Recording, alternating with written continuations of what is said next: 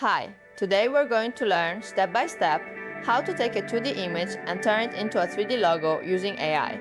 Then we'll convert it into a lightweight, low-poly model that can be used in 3D software or game engines, with a clean and standard UV that's easy to understand and work with.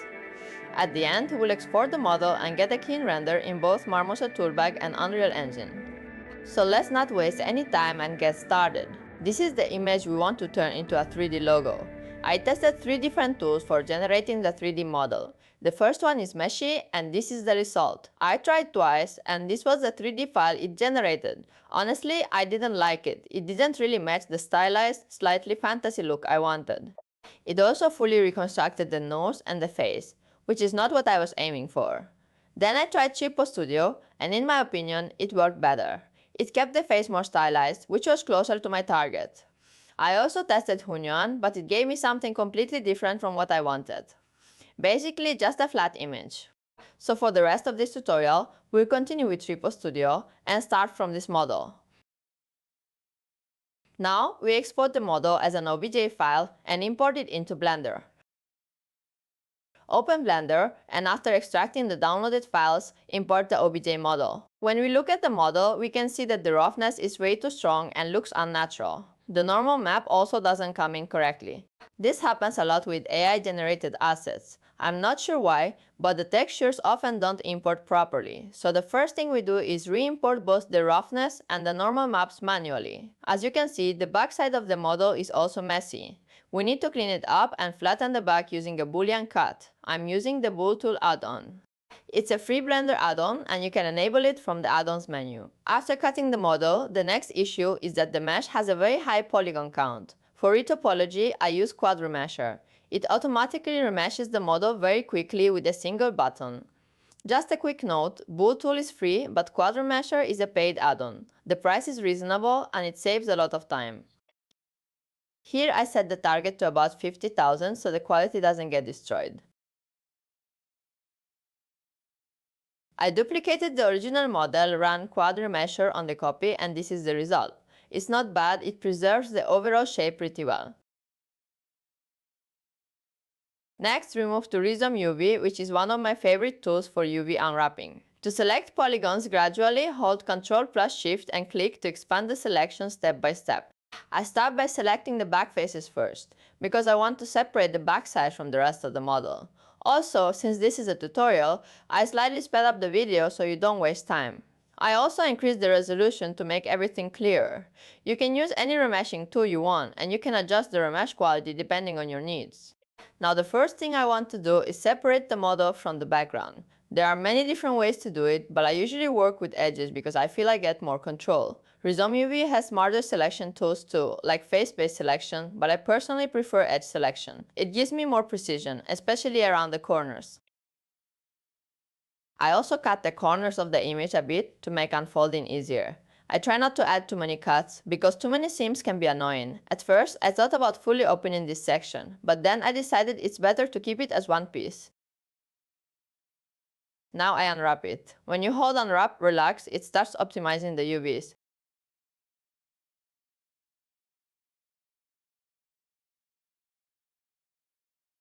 Notice this corner here, a part of the mesh is broken. This is because the automatic remesh didn't produce clean topology in that area. There are a few solutions like adding support edges or fixing the topology manually, but in this case it's still fixable. We continue the UV process all the way, then we select the backside as well, place it in the UV space and save. Then we go back to Blender. We import the UV model again. Now, how do we fix the broken faces? We select the wrong faces, separate them from the main mesh, and delete them. We check all areas to make sure everything is selected correctly. After deleting the bad faces, we can feed the host by pressing F.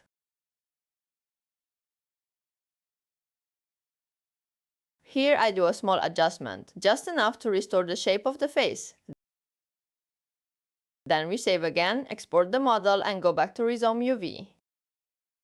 I save the file with a different name so nothing goes wrong, and I press Load UV again to load the new model with the UV. It crashed once, so I had to press Load UV again. This time it loaded. As you can see here, I select a part of the model, and then I press W so they merge first, and then I press U so the UVs get placed together. The problem I have right now is that I want the model and the background to look like one shape. One piece looks better. I select again, and I think the edge selection I did was wrong. Now I select the front part separately. I rotate it so I can fit the maximum possible area inside the texture size. I want it to be one piece. I don't need to be too sensitive about a little stretching. In real and natural surfaces, some stretching always exists. If it is too flat, it becomes too separated and your texture will look bad. Now I open Marmoset Toolbag. Marmoset has a feature that lets us bake the high poly model onto the low poly model we made. First, I bring in the high poly model. I apply the AI generated textures to the model and it looks correct. I feel the shininess is not natural, but that's okay. Later we can fix it in Substance Painter. I export the low poly model again. When you work with OBJ, one of the problems is scale. I used OBJ on purpose because some people have problems with FBX. Otherwise, if you export FBX, the sizes usually stay correct. FBX is better, but some software only recognizes OBJ, so I use OBJ to cover everyone. The second export size is different from the first one. The original export is larger. I scale it down step by step to see how small it should be. It was still 1000 times bigger, so I had to scale it down more. Now the size looks correct. Now we go to the bake section in Marmoset.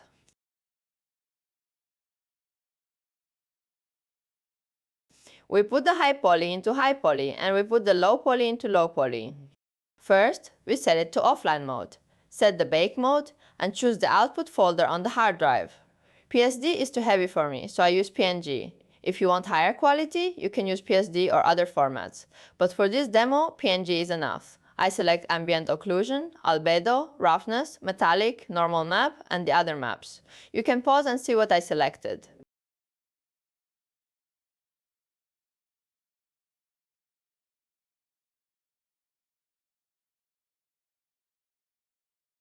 Then I press start so the maps bake. After the bake, we can preview the maps here.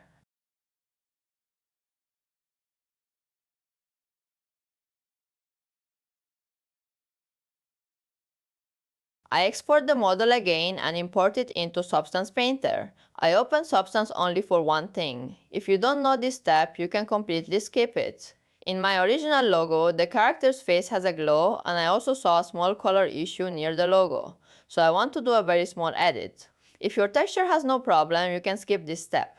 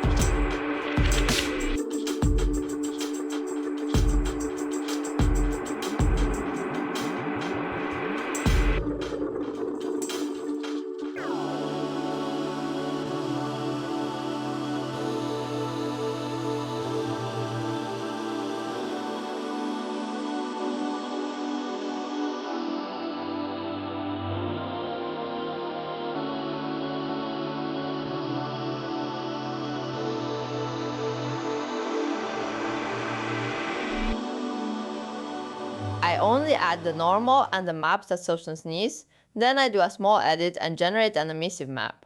This emissive map is only for my logo. You may not need it. I keep this in the video so you can pause or slow it down if you want. Here I set the export preset to Unreal Engine Packed Compact, so the outputs are packed for Unreal. After that, I open Marmoset Toolbag again for rendering.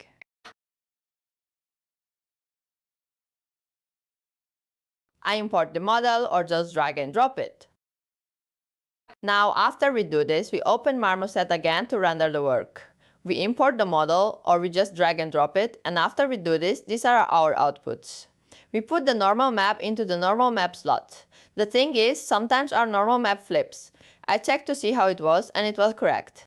We played the albedo, and here we pack it the same way I said. So our 3 textures that each work only in one channel, we export them into one texture, so it uses less space. And also in Unreal, the same format is used. We put roughness into roughness, and it is in the G channel. Then I tell you, metallic is in the B channel, and ambient occlusion is in the R channel. After we place these 3 maps, we start. First, we create a new camera. The first thing I do is I change the tone mapping.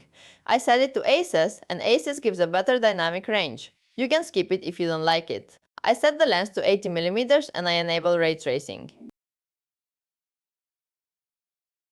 From the top section, I enable ray tracing. After we set the camera, we can also enable ray tracing in the focus section. I forgot to bring an emissive map, so this is the emissive map, and I said this emissive is completely optional.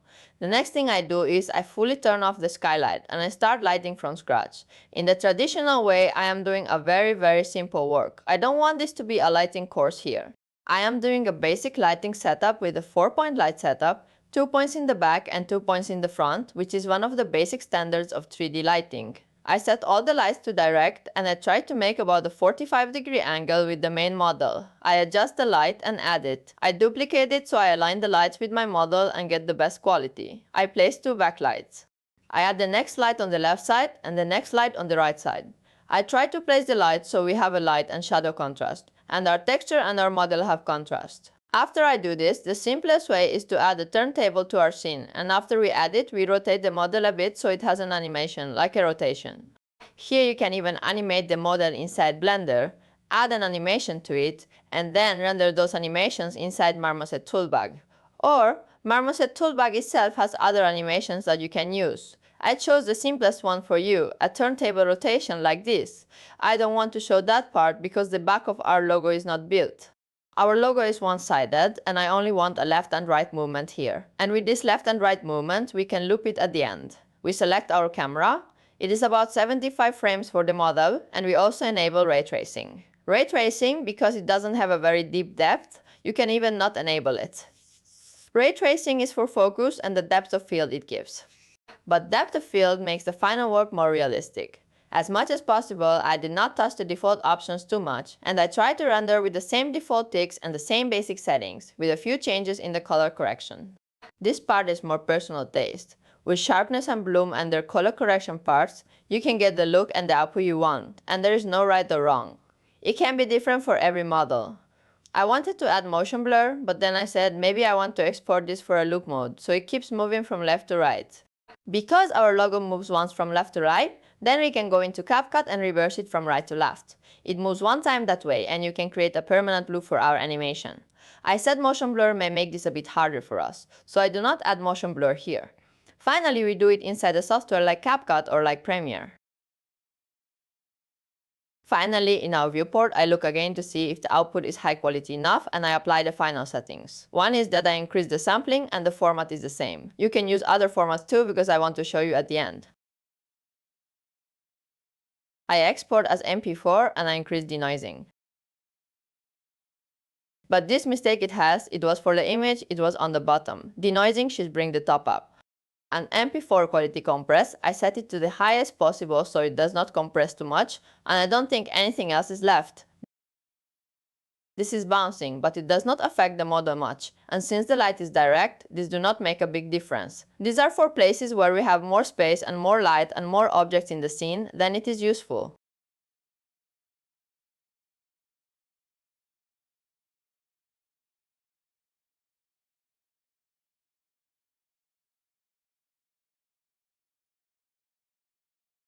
And this is the final output we have after rendering.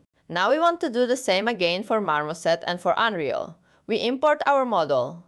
In Unreal, we try to uncheck import texture and material so only our model gets imported, and we add the texture and the material later. Here we create the material and we import our textures that I showed you before into the scene. We start. The first thing we do is we connect base color to base color correctly. For emissive, because I want to change its size, I connect it to a constant and with a multiply, and first I set it normally, and I set its value to 3, and I convert it to a parameter, so for now it gives no light, and later I adjust it.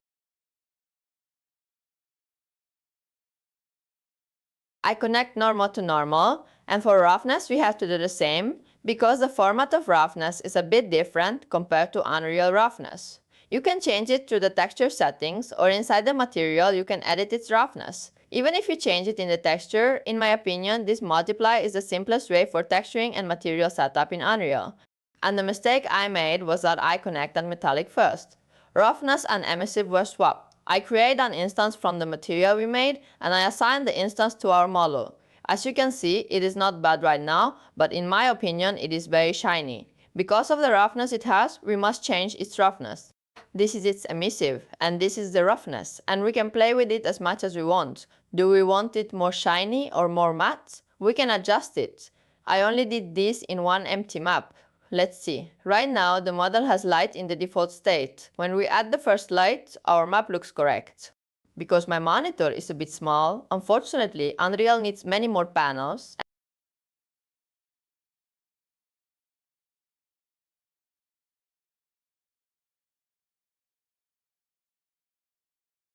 I add a spotlight here.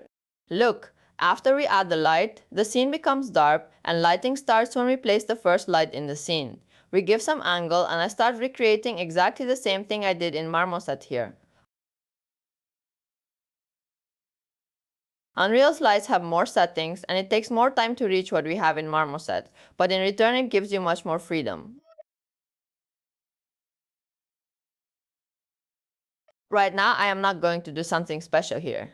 We imported the model and I am only doing the same thing we did inside Marmoset.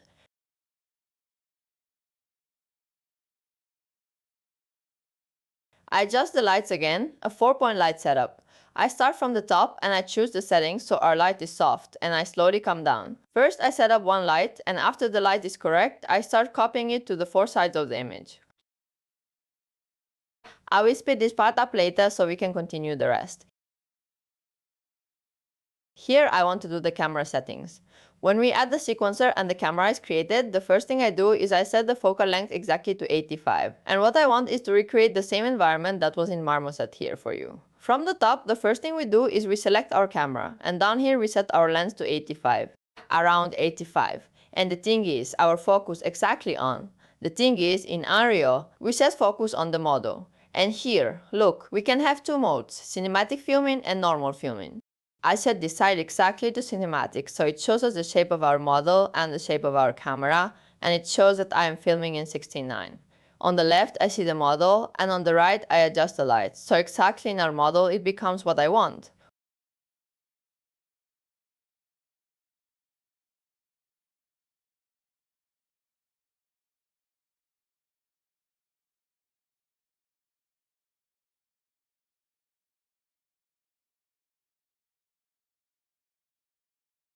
What I wanted is that our model, exactly like in Marmoset, moves from left to right. Now we can easily see our model from the left and adjust our lights from the right.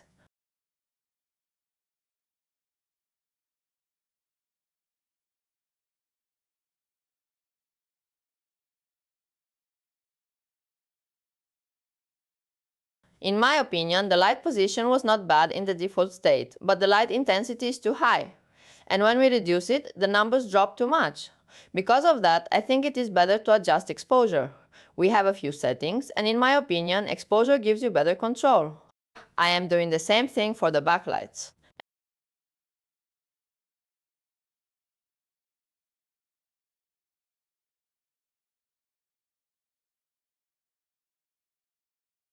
And now I think it is better to add a rectangle light for the backlight, so we put a strip of light.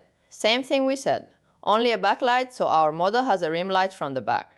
I made it big, then I saw it gives a thin line on some parts of the image, and that is not bad. Right now it is a bit sharp, at the end I reduce that light so it becomes less sharp.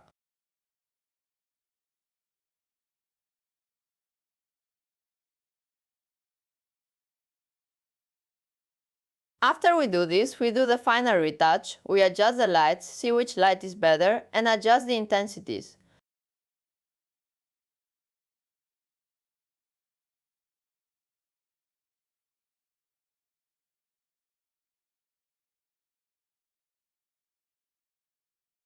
And we add a post-process volume.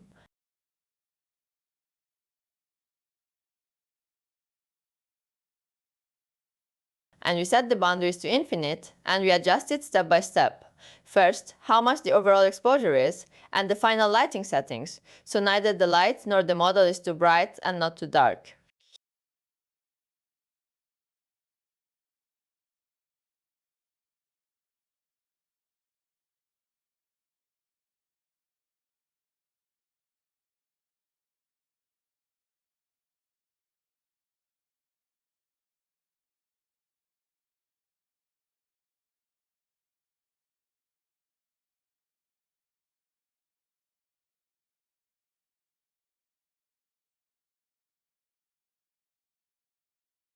Here I increase our emissive a bit.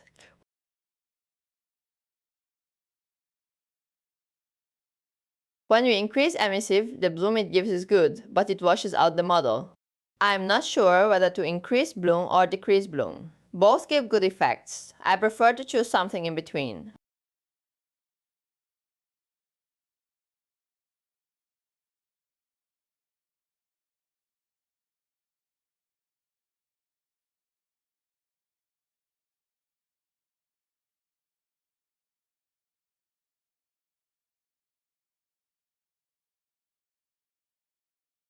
I selected lens flare. Lens flare is too strong. We set a very small number, so it is just a small retouch. And the final effects, we add vignette. I try not to touch everything, because this is not a full Unreal rendering course. I want it to be the fastest and easiest way. Here you can also use path tracing. It reduces your render speed much more, but it gives better quality. Let me first show you its settings. First, let me animate the model. Then in the end, I will show you a path tracing mode as well. We put the model inside the sequencer. The previous mode, I don't know, I removed it. So we select it from the sequencer and from the world. The same thing we said in Marmoset Toolbag, a left to right movement. Now, because we have more control here in Unreal, we can do both left to right and right to left.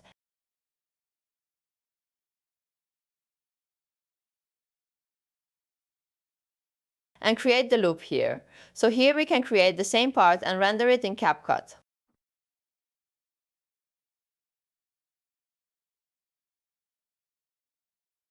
One thing I am saying is, we must make sure that we put some time buffer for the camera before the render, otherwise the bake we want to do, when we render, the first few frames will not come out good. As you can see, now our camera, we had decided that I want this part, the edit we did, to stay more in the middle. When the logo is exactly in front of us, I want it to stay longer. Let me change its settings. Before, the selection mode would automatically let us choose weight. At first, I didn't understand that this weight mode doesn't exist. I selected a few times until I understood we must choose weighted tangent. Before, normal tangent was selected, but in newer versions it seems this changed. We select it, and down here we must set tangent to weighted tangent. When you do this selection, look, this is what I wanted, to stay in the center and go less to the corners. In older Unreal versions, this was selected by default, but now we must select it. Now only one node remains. When we press play, did is not shown to you now, set loop. So every time you press play, it loops automatically. Look, it loops by itself and we don't need to press space every time. This was a node I wanted you to know, and I think now it is complete and we can render it. When we render, there is a plugin section added inside Unreal, which is Movie Render. First we enable it, and the default setting does not have anything special.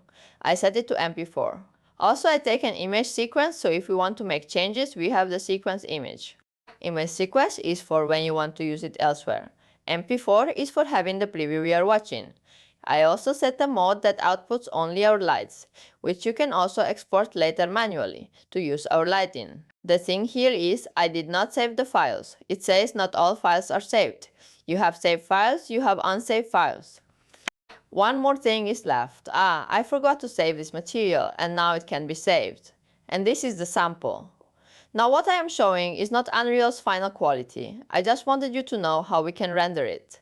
My graphics card is not very strong, I can't render at the highest quality, but the overall process is like this. I'm glad. See you in the next parts.